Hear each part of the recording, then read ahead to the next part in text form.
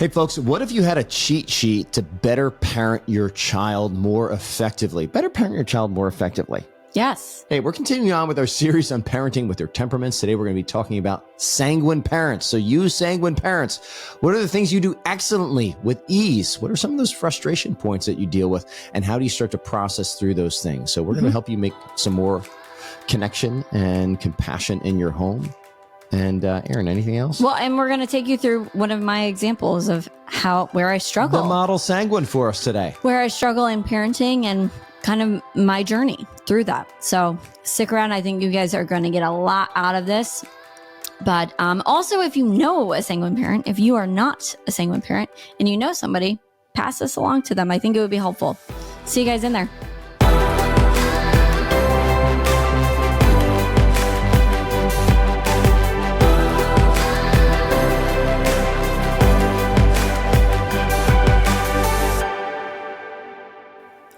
Hello, welcome back. Hey, welcome back to the Catholic Coaching Podcast. My name is Matt. And I'm Aaron. And we're going to be your Catholic coaches here for the day, or at least the next hour.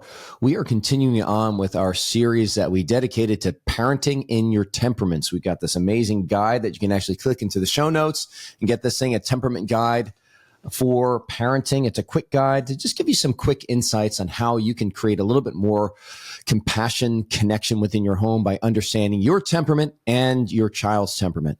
We just got done wrapping up a series of 4 episodes where we talked about the do's and don'ts of parenting children with the different temperaments. Yep. Today, we're going to be focusing a lot more on ourselves as parents. We're parents. You guys listen, a lot of you guys out there are parents, or your teachers that are dealing with a lot of different kids. Can be very helpful stuff for you here as well.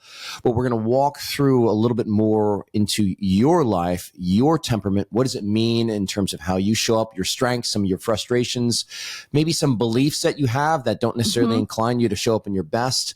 And then considering your kid's temperament or the kids that you're working with, how you might work through a little bit of self-coaching strategies to show up better, stay connected, and continue to just build a stronger relationship with your kid. Yeah.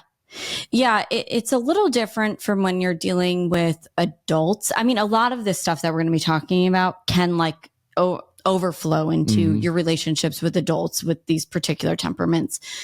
But it is a little bit different when you're a parent. This question comes up a lot. You know, what's my role as a parent and how does that differ from like a consenting and fully formed human, like a adult versus my child that I'm responsible for.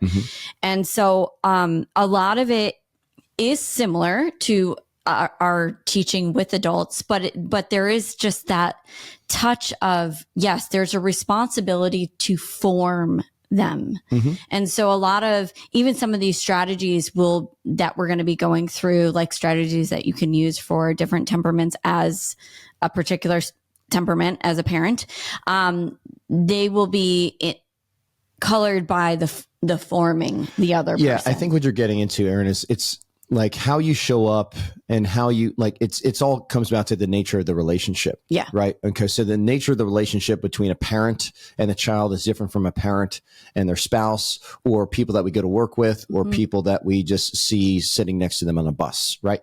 So the relationship the relationship determines what excellence looks like there. Here, part of being an excellent parent is helping your kids to grow in virtue.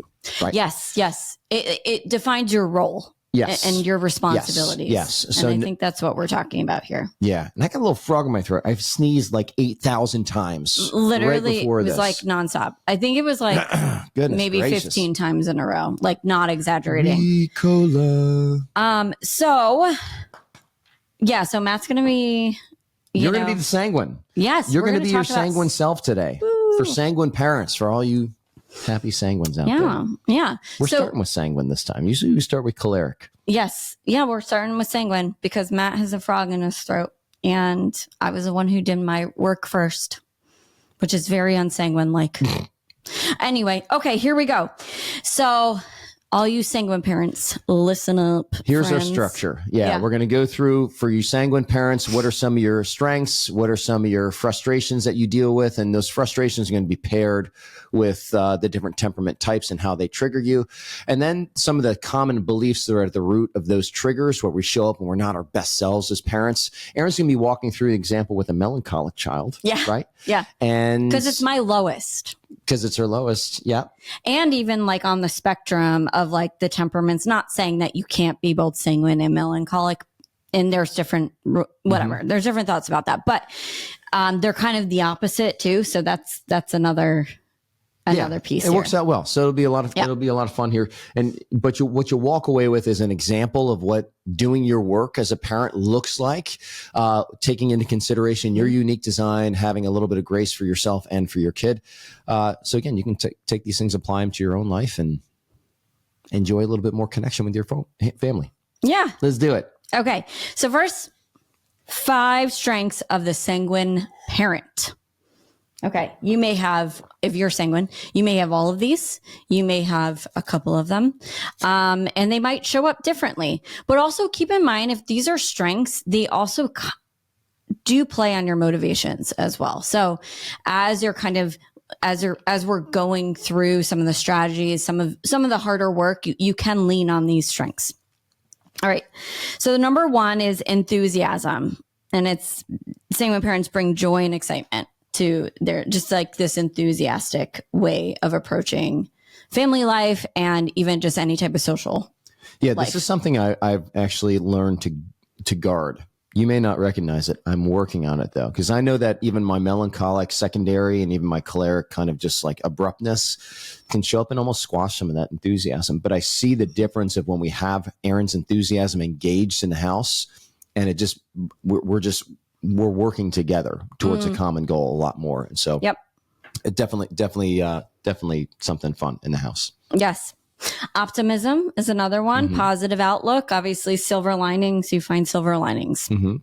And guys, these, I also, as I'm reading through these, don't feel like these are small things. Like Matt was just saying, especially people who may have different temperaments than you. Sure, we can be an overuse in them and we can kind of like use them too much, but just even a healthy, virtuous expression of them are very helpful. Yeah. To I find enthusiasm has a way of keeping people present, right? Where there's present and focused on the relationships that are in front of them versus, my daughter and I, we can get stuck in our heads, right? You mean optimism or enthusiasm? I mean your enthusiasm. Yeah. Yeah. Yep.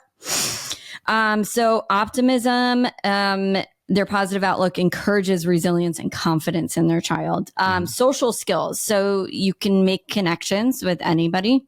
This is helpful for some of those more introverted temperaments. But we can just assume sometimes. This is why we're getting like really clear on this and becoming intentional about sharing this with you guys, because we can assume that our children are just as outgoing as us and want social interaction as much as we do. And kind of be like, what's wrong with you when they don't, but there's really nothing wrong. That's just not how they get energized. All right. Flexibility. This is just like being adaptable in all different situations. And then creativity, having a playful imagination inspires creativity and exploration in the child. So this morning, Erin and I, we kind of changed our routine a little bit. Usually we have we split up getting our daughter ready for school. I do kind of the part 1, which is just like making breakfast. And then she does like getting dressed and stuff like that. And today was a little different because we were going to mass at 8 a.m. And so anyways, we were all going out the door at the same time. And so I was doing some double duty of getting her ready. And I remember there was a moment where I'd been doing some of my work on this and seeing what Erin does to get my daughter engaged and have it make it a game, right? The whole getting ready thing, because we'll get into my episode about cholerics and my triggers for phlegmatics here in the next episode. But I tried that this morning. I just took a page out of your book and I made it fun. And one of the things that I actually did was I said, hey, I want to see if while you're getting dressed, if you can find a way to make me laugh. And Avila is actually pretty funny. She's just goofy. And so, but we made it fun and it turned into something that was like a point of connection versus an us versus them, which it can devolve to in the past. Yes. It was amazing how fast she got ready. Like really fast. Yes. Yes. When you give her a challenge that she knows she can nail. Yeah. Like that's, yep. But it was taking a page out of that enthusiasm book and just even in the positivity, even making it fun. Yes. Yeah. Awesome. Learning something from my sanguine wife. What about the frustrations, Erin? Okay. Number one, conflict with structure. Sanguine parents' spontaneous nature, which we love to be spontaneous. This is kind of like the flip side of that flexibility and adaptability. It can clash with the choleric child's desire for structure. And I would also say the melancholic, desire for structure. So it can show up as clashing or even maybe, I don't know, activating or triggering the choleric child. Yeah. Number two, lack of follow through. This can frustrate. They can tend to mirror their sanguine child. Also, what I find this interesting is, I also, Abby is not sanguine, but I do get like activated by other sanguine children, because it's like a mirror of me a little bit, but also you're like, I don't know, like there's just a moment that you're gonna be like, okay, you were not born this way. You had to learn how to follow through with things. So like, it could be a little judgmental too. Emotional weight.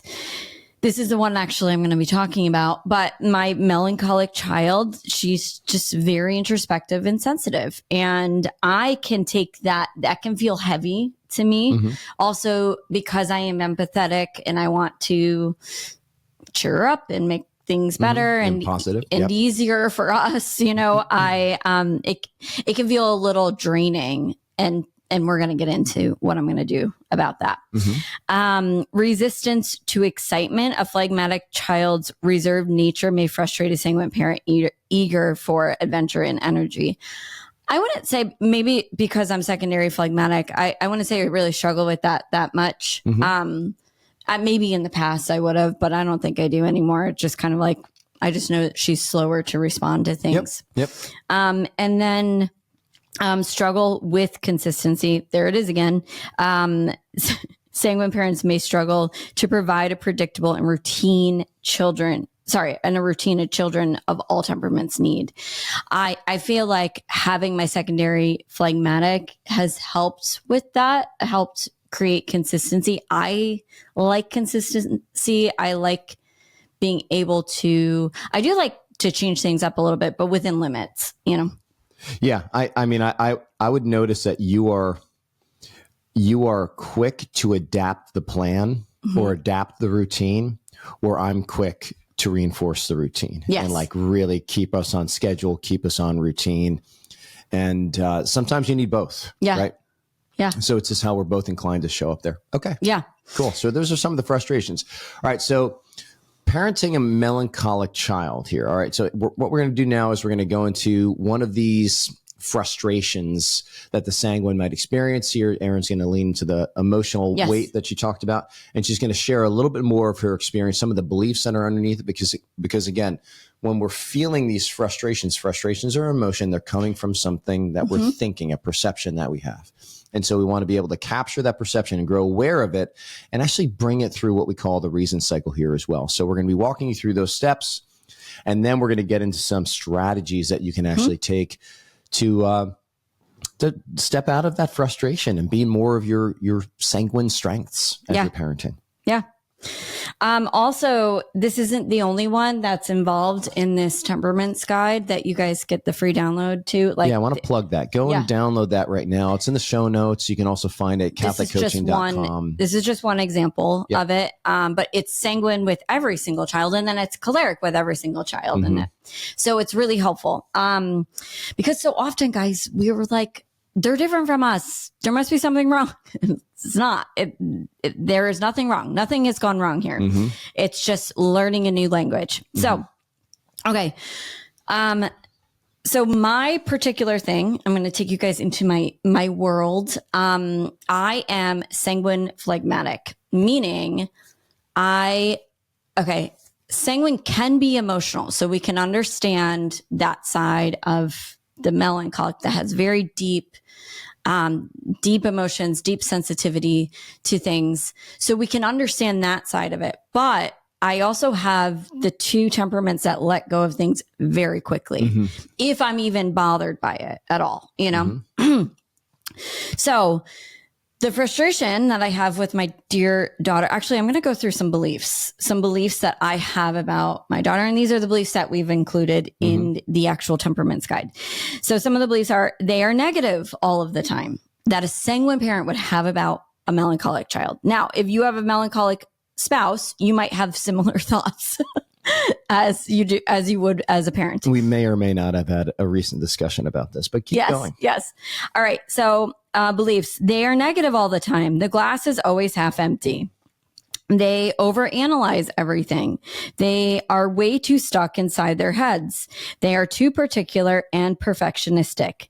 They are too shy and they need to make more friends. You might be giggling to yourself a little bit. So if you have like a melancholic spouse or a melancholic child, you might be like, I've totally thought these things before. Or they're being lazy. That's one that's popped up. Well, that's not so much for melancholic. I never think melancholics are lazy. No. I just think they're kind of like in their head. I went phlegmatic for a second. Yes, you did. All right. We're going to I know all those thoughts that you have about the phlegmatic. So, but we're going to stick here. So see, these are some of the beliefs. And I want to offer this to you guys because we have mindset coaches in our academy that can help you with these beliefs. This is actually what they've been trained to do. You can literally go in, we have a 7-day free trial, and you could go in and go, hey, I want to find one coach and I'm going to bring this one thought to them and they're going to help you through this process. Yeah, we actually had somebody through this podcast that reached out recently that really needed to connect with a parenting coach. And this is another resource that we have. If you go to CatholicCoaching.com, you can click on Coach Directory up in the menu and you can see there's over, I think, 40 of our certified coaches that we have listed there on the site. Yeah. You can actually filter down and by niche and by specialty and by some types of coaching that they do. Yes. And so you can find those parenting coaches, connect with them. And they're all Catholic. They've all been formed in a Catholic anthropology. And so it's worth it. They're faith aligned. So yeah, that's another resource. Go check that out, CatholicCoaching.com. All right. So the thought that I captured was, it was very particular, but it was like some of those beliefs kind of brought it out of me. And I've heard myself say this actually. And here's my thought. Her emotions feel like an emotional weight on me. Okay. Sounds heavy. And it led to the emotion, or it leads to the emotion of feeling overwhelmed or drained. Just being like, oh, it does. It sounds heavy. It just feels heavy. The strain was more than he could bear. Right. And then these actions that I do from these emotions, it's like I pull away from her. I blame her. I resent her. I give her the emotional authority, right? I let her emotions dictate how I feel. And I focus on myself. And like try to preserve myself and like stay away, like, oh, I can't handle it. And what I do is I neglect my responsibility for helping her manage and form her emotional life, which is my role as a parent. Yes. You can't co-regulate if you're not regulated. Yes. Emotionally. Yeah. So even just going through that process, understanding the actual thought, that goes on in your head, that sentence in your brain, then the emotion it creates, and then the things that you do, like the behaviors that come from that emotion and that thought. So what's like the outcome that actually happens there? What's the fruit? Well, the fruit is her emotions are still weighing on me, and I've given like control and responsibility over to that. And now your emotions are weighing on you and her. Right. And that's so crazy because usually the thought that you think ends up in your fruits and the things that you create. Yeah. And you end up doing actions that trigger somebody else to show up in more fear and more emotional dysregulation, which triggers you even more. It gets into this vicious trigger cycle here. Yeah. So as I was taking myself through this and like kind of doing self-coaching while praying, Lord, okay, just Lord, you start asking these questions. I realized I needed a little lesson or a reteaching on emotions and locus of control. And that kind of started to help really form these questions. So emotions, a couple things that I had seemed to have forgotten about emotions, and locus of control. Locus of control is just what is in your control and your responsibility and what is not. So one thing that I had forgotten when I was thinking this was that her emotions actually could affect my emotions. And that's actually not how it works. Now, a lot of people go, wait a second, when somebody's sad, like, isn't it a good thing to be sad? But if we slow that process down a little bit, they have a sadness and you have a thought about their sadness, and then you feel whatever is a response to that thought. Okay. Yes. Does that make sense? Yes. Okay. And that top down version, like, and even people that are perhaps very high empathy, you're not even aware of like a conscious thought that you're thinking. And like, there's some people that have been pushing back where it's like, oh, well, there's evidence that shows that like heart signals can kind of interact. And so they're feeling something where they're not necessarily thinking of. Regardless of where it's coming from, we still get to choose how we're going to show up. And that's like the more important thing. It's like, okay, you're feeling an emotion. Let's not mince words of where it's coming from. Yeah. Let's ask the question. So what are we going to do? How are you going to own what's yours going forward? Yes. Yeah. Well, and this also gets me out of trying to regulate my emotions while giving complete emotional authority over to my child, right? Which always leads to blame and resentment. So we can argue the fruits of this are not helpful. If I go, well, I want to be sad, or I want to be whatever, I want to feel a certain way when I see her feel that way. Well, that's not what we're talking about here. Well, what's the outcome that you want to have happen? Exactly. What I want to have happen is I want to actually maintain, like what you were saying, maintain emotional regulation when she is feeling this way, so that I can help form her and direct her emotions. Like that's the goal here. So I know when I think the thought, her emotions feel like an emotional weight on me, as justified as I feel with that, I know that thought is not helping me because of where it is leading me. Does that make sense? It's not leading you to actually teach her emotional regulation. Correct. Yeah. Okay. It's opposite. Okay. Like I'm allowing her to teach me emotional irregulation. Is that a word? It is now. Deregulation. I don't know what it is. Anyway. Okay. So a couple questions that I ask myself is, what is inside or outside of my control and therefore responsibility? Okay. Well, how she feels is actually outside of my control and my responsibility. That doesn't mean that as a parent, I'm not interested in it. It doesn't mean I'm disinterested in it, right? It means that is hers to own, and my response to that is mine to own. Okay. So I think a lot of people say, okay, well, when you're not responsible for it, automatically you don't care. I'm like, no, that's not what I'm saying. What I'm saying is it is hers to own. And actually, if I did my due diligence as a parent, I could teach her that this is yours to own. Okay. So if you're feeling this way, it's because you're thinking a thought, or it's something that you're thinking about. And maybe what is that? Right. So, but I'm not going to be able to do that if I'm like, she's pushing her emotions on me. Okay. So what is inside and outside of my control and responsibility? And like, what if, this is another question. What if I don't have to take on her emotions? What if that's like a choice, like it's not the only choice to take on somebody's emotions and then blame it on the fact that I'm highly empathetic. Oh, I can't help it. I'm highly empathetic. Actually, you can. And in fact, you have a higher responsibility because you are empathetic and more in touch with your emotions. There's more of a responsibility for you to learn this skill, to not take on other people's emotions and actually protect and guard that a little bit. That's the most loving thing that you can do for the person here as well. Absolutely. Like it's Keep going. Okay. And I love this question. What is my job as her parent? And what isn't my job as her parent? My job is not to take her emotions from her. That actually would not help her at all.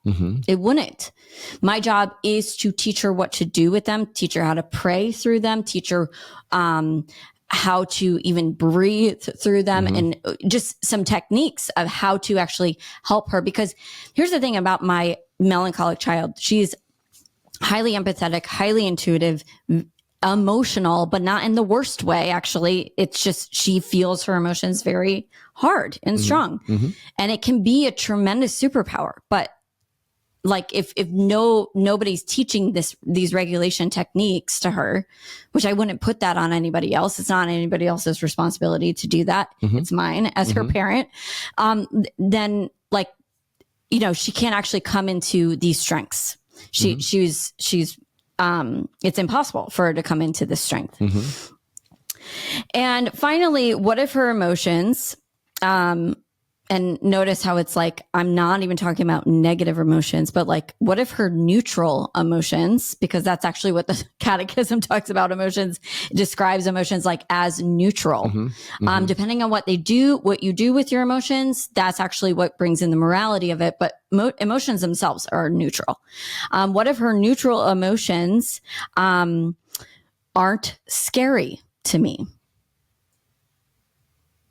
I just love that question. Like, I don't need to be afraid of them, because there's a lot of things that I end up doing that insinuates that I'm afraid and I want to get away from them. Like, oh, look at all the actions that I pull away. I'm like, I give power over to her emotion, right? So it's like, these are all actions that come from a place of fear and like, I don't have control here. So what if I just like, what if I weren't afraid of them? And it's silly to be afraid of something that's neutral. Okay. So here are some of the new thoughts that started to help me kind of reframe and get out of that space. And these were the thoughts that I came to from asking those questions. And the first thought is, I love this. Nothing has gone wrong here, right? She experiences her emotions very differently than I do, and nothing's gone wrong.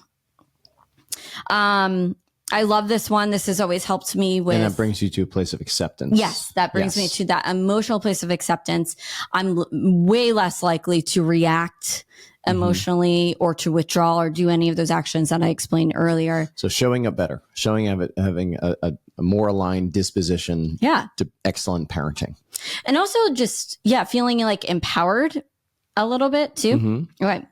The next new thought is she feels hard because she thinks hard. And I love that she thinks hard. I really do. Like, and I love that actually makes me feel appreciative of her. And notice how it's a lot less emotional. It's a lot less powerless. It's actually very empowering to be like, oh, I know where her emotions come from. Like, why have I forgotten this? You know? Well, it's almost like you don't have to fix a problem that's there. It's like fixing something versus guiding something, shaping something. Yes. It just doesn't broken. have, it just doesn't have the same like level of effort that's even needed for it. Yes. Yeah. Yeah. And I love how facty this feels. It's like, oh, she's feeling hard because she thinks hard. It's very grounding. And that makes me feel appreciative of her, which once again, I'm not going to be in a reactive place. All right. Number 3, I love this one because it's also very facty. It's actually not my job to fix, change, or eliminate her emotions. It's not my job to do that. And amazing. And that feels like surrender a little bit. Okay. Because sometimes I want it to be my job. I imagine it feels empowering too, compared to when you think it is your job to fix or eliminate the emotions, because you're trying. And if that was the case, your job would be to do something that you can't do. That takes your power away. Like, that's what makes you feel so powerless and very victim-y in this situation. But it also, I think, is when you try to take it, and I get it, it comes from a really beautiful place. But when you try to take emotions from your children and be like, I don't want you to feel sad or whatever, and it's okay to not want them to feel that way. We're not implying that you always want them to feel terrible. But when you do that, you are like literally starving them from the actual thing that will help them. and you're blocking that from happening, which is forming them, which is like directing them and teaching them. It's not very loving, unfortunately. And that's actually for somebody who is sanguine, and I love to like love and be able to express my love to my daughter. It's actually not loving when I'm trying to eliminate these things because it's not the right response to it. Okay. It is my job to hone and direct her emotions and to teach her and form her in this emotional space.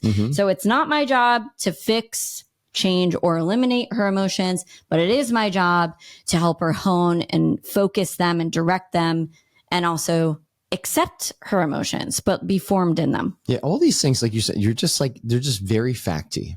Very facty. It's like, this is not my job, but this is.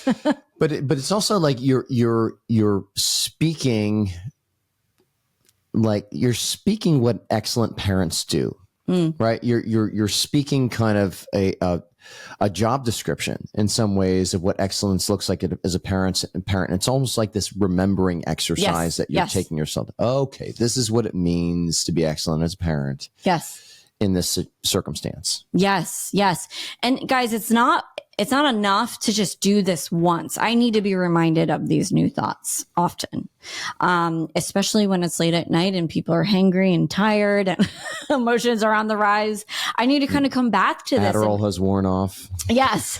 And like I'm in my dopamine fix place and I'm like, don't bother me right now. You know, there's so many things going on. It's like the Wild West here at night, you know? But I think it's really helpful for you guys to know it's not worth just doing this once and be like, oh, it didn't fix. It didn't like stick. You have to practice these new beliefs because I have practiced this old belief a lot. I've thought her emotions feel like an emotional weight on me. Like I have. And so to start to counter that, you have to practice these new beliefs. But let's go back to this other belief. It is my job to guide her, hone her, and direct her emotions. And that leads to hope because I do feel like I have the skills to do that. And then finally, the last new thought is in order to do this well. So in order to do my job well, which is guide her and direct her and form her in her emotional life, in order to do this well, I get to go first. So I get to be emotionally regulated. In fact, it is my duty to go first. And that feels like responsibility, but not in a weighty way. It feels like, almost like a conviction here. So that's some of the new thoughts, the new reframes.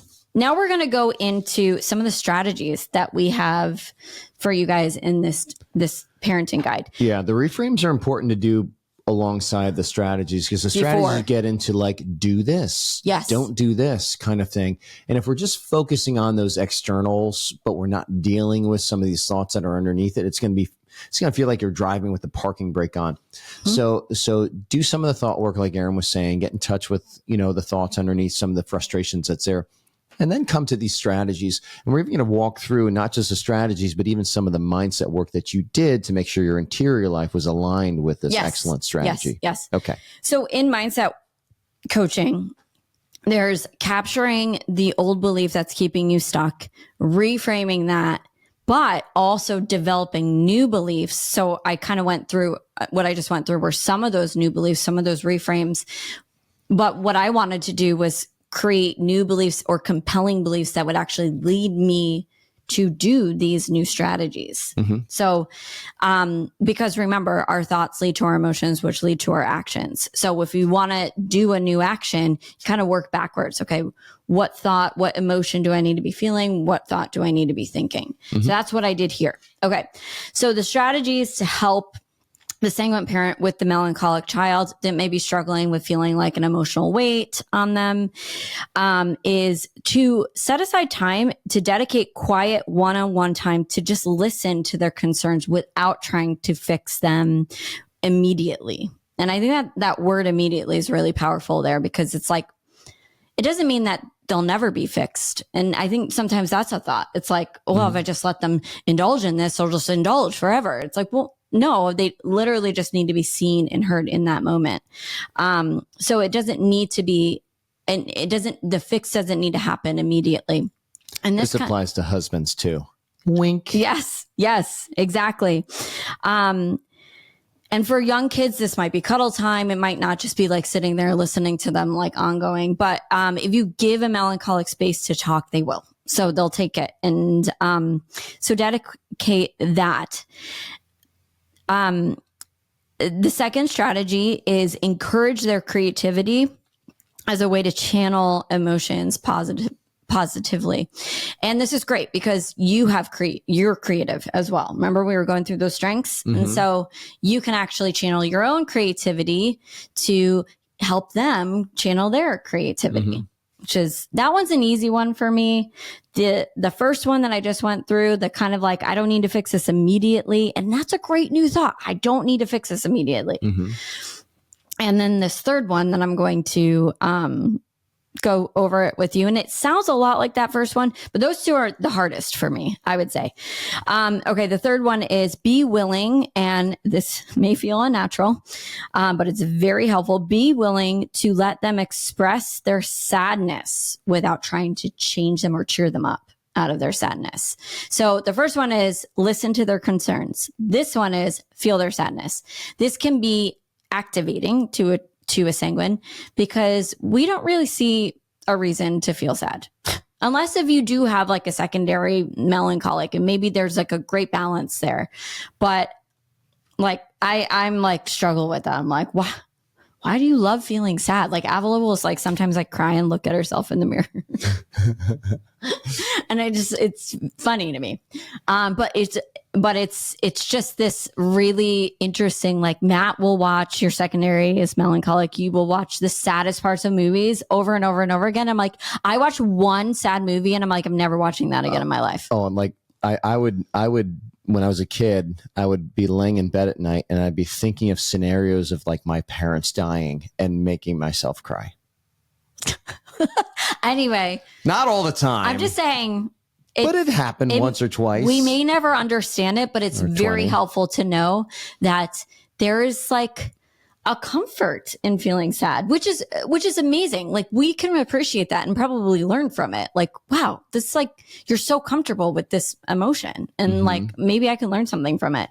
Anyway, so be willing to let them express their sadness without trying to change them once again, immediately, or trying to cheer them up, because cheering them up doesn't work, at all. If anything, they will stay in it just despite you trying to cheer them up.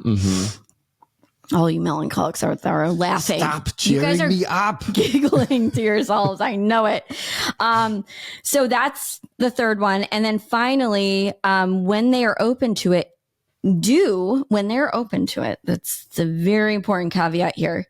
Do use your optimism to gently reframe their worries into opportunities for growth. So oftentimes I've said to Avila, okay, and my timing needs to be worked on here, but like when it has worked, it's been like, okay, so what were like 3 lessons you can learn from that situation? Like when she'll be like beat herself up for not being perfect at something, even though it's the first time she's ever done it, it's like, well, okay, so what are 3 things that we can learn and we can apply to next time? It seems a little bit more of a reframe there. So a couple of the new thoughts, and that one I think I can do really well. I don't really struggle with that too much. I do struggle with timing and understanding, okay, when is it the right time to reframe? Because that can kind of be low key trying to cheer them up, you know what I mean? And like pushing that like, hey, change your attitude, So a couple of the new thoughts that I applied to those areas where I like want to rush them out of their sadness or their concerns, is listening and allowing them is the best, most loving, and efficient way to help them. I really like that word efficient, but like it's the best.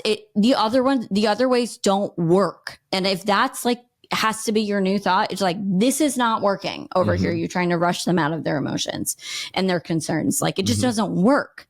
So, and they'll never see the world the way that you do. And you'll probably never see the world the way that they do, but like this is just a glimpse inside of their, you know, and as parents, it's our responsibility to at least be like, I don't know, like, curious about that. Yeah. To be open to that world. Yes. Like that world has been given to you by God to shape you. Yes. To help form you into a saint. Yeah. Yeah. And get curious about the rushing. Like, why are you so uncomfortable just being there with it? If you're rushing, and this is deeper work, but I've done this work too. It's like, why am I so uncomfortable with when she's feeling negative? And it might not be, it might be a very benign reason. Like, I just don't like when she's like feeling that way. Okay, that's great. But that, like, do you want to keep choosing that? Right. I don't like when she's feeling that way. Or if it's like, I have to cheer her up because this is taking forever, or because she's always like this. See how it can go that way too. So, okay, walk us through this. Yeah. So walk us through this again. So you have the strategy that you put in place, and the one that you find yourself struggling with is the being willing to just let them express their sadness without trying. Yes. Okay. And so that's the action that you want. Backs up. What's the emotion and what's the thought again that you'd like to practice? Well, I'll tell you this. I'm uncomfortable with her feeling sad because I'm uncomfortable with sadness. Okay. So it's about me. Okay. Right? Like that's from doing that work, that's what I uncovered. Like, oh, I'm uncomfortable with this because I don't like. Okay. So what is sadness. So what is the emotion that you want to feel instead that's going to incline you to do this excellent thing of just allowing her to be sitting in her sadness? I think the emotion is like acceptance, and it's and the new thought is so we're going backwards, you know, up this. Yeah, what's the new thought? Yep. The new thought is this is how she processes emotions. Okay. And there's nothing wrong with that. Okay. Like she kind of likes feeling sad. Yep. Like I may not, but she does, and that's okay. You also said there that like this is the most efficient way. Yeah. Okay. Yes. To like actually help her process her emotions, to help her actually show up and emotionally regulate. Yes. To even cheer her up. Yes. Okay. This is part of the process. This is part of the process. That's a very helpful thought. This is part of a process for the melancholic child. And like, I can resist it and we know where that goes, or I can just go, so tell me more about that. Or I totally get it. I've been there. I've felt sad. I can understand. Like, and guys, sanguines, we are empathetic, so we can connect. Yep. In fact, there's a lot less effort on your part when you just sit and listen. Yeah. You don't have to do anything.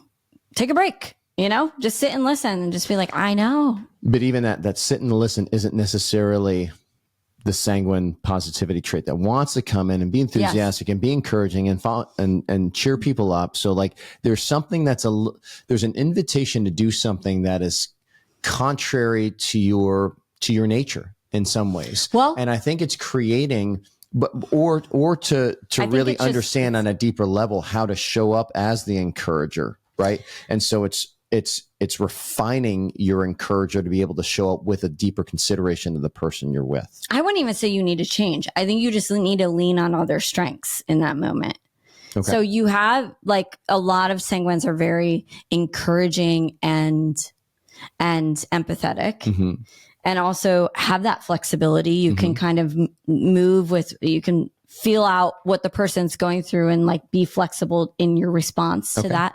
So it's really just leaning on other strengths. It's like shelving the optimism for a second. And like, we don't need to be optimistic about this. It could just be like, tell me more about that. Like, but that's something very natural to a sanguine as well. Yeah. So yeah, it's just shifting. It's shifting a little bit. All right. So putting a bow on this thing for the sanguine. So we covered some of the strengths for the sanguine parent, for all you sanguine parents that are out there, some of the frustrations that can come based on the different temperaments of the children you're working with. What are those beliefs that are underneath? What are the frustrations, the emotions that you feel because of those beliefs? How can you start to reframe those with some better targeted questions? And Erin gave you some of that. Yes. And then even going through this guide that we have, what are some of those strategies? Give me some of those strategies that you struggle to actually implement. Okay. Get a little curious about that. What is a way that you might be able to even reframe, reverse engineer the interior mindset, the thoughts that you got to be thinking to show up and do some of those excellent strategies so you can really show up as a gift with your different children. Yes. Yes. And lean into maybe the strengths that you're not using. Cause I think the Lord gives us everything that we need in these moments. So, yeah. And always take it to prayer. Do it in prayer. Frame it in prayer, and the Lord will give you his charity, his heart for your child, and maybe his eyes to see your child. So here's the one thing that we're asking of you today. Okay, if you know another sanguine parent, share this episode with them. Share this episode with them. Give them a little bit of hope and how they might be able to show up as that sincere gift of self and apply some of these strategies here. And we hope that you apply them to yourself as well. Cool. This was fun. All right, guys. We'll see you next week. All right. We'll be talking cholerics. I'll be the choleric. Bye. Right, bye. Hey, thanks for sticking with us in the Catholic Coaching Podcast. If you like what you heard, please like and subscribe, and we'll see you again.